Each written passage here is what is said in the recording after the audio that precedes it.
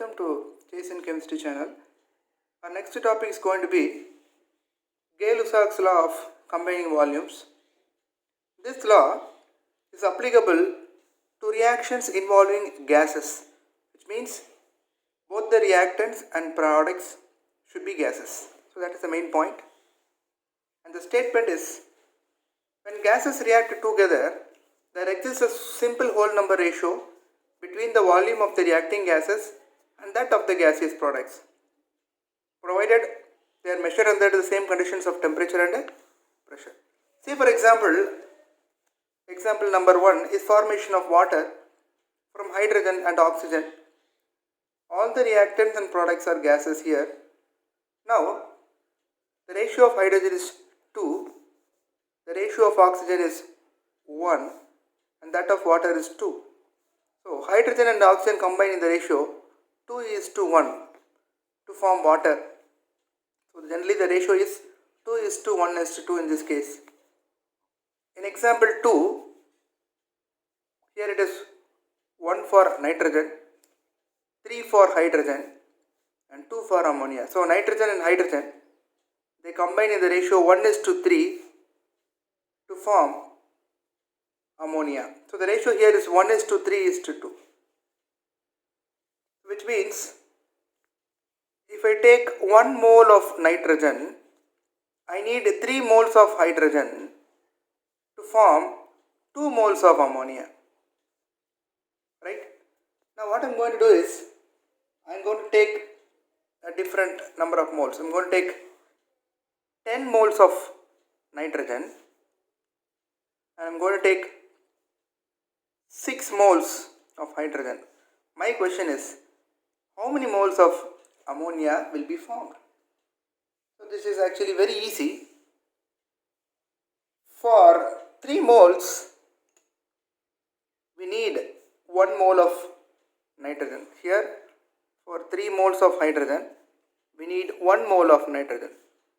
Now, if it is going to be 6 moles, for 3 moles, I need 1 mole. If it is going to be 6 moles, double, right? 3 becomes double here.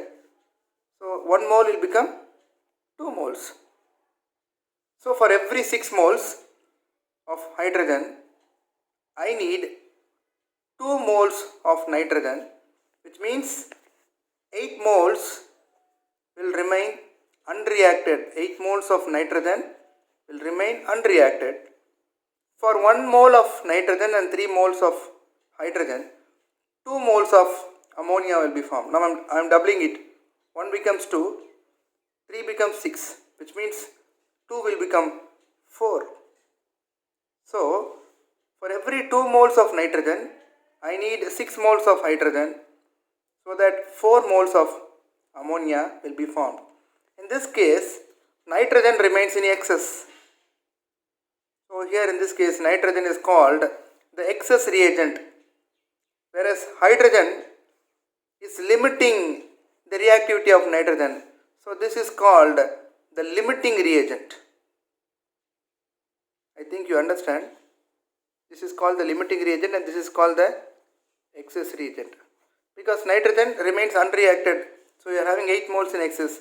So, this is called the excess reagent, whereas hydrogen limits the reactivity of nitrogen. So, it is called the limiting reagent. In this case, again, Gay-Lussac's law cannot be violated, because here also it combines in the ratio 1:3:3, which is 2:6:4 in this case. Our next law is going to be Avogadro's law, and the statement of Avogadro's law is, equal volumes of all gas under the same condition of temperature and pressure contains equal number of gas molecules. So, when you are taking equal volumes of any gas under same condition of temperature and pressure, the number of molecules will be the same. Actually, 1 mole of any gas contains Avogadro number of molecules.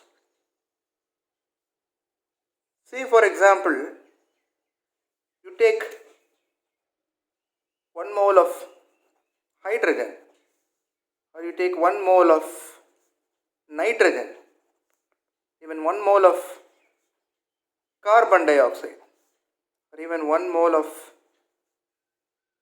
carbon monoxide, whatever the gas may be, when the number of moles remain the same, it always contains Avogadro number of molecules. What is Avogadro number?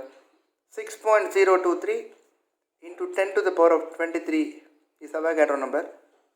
So the number of molecules for 1 mole of any gas will be 6.023 in 10 to the power of 23, which means 1 mole contains Avogadro number of molecules. But the weight will differ, right?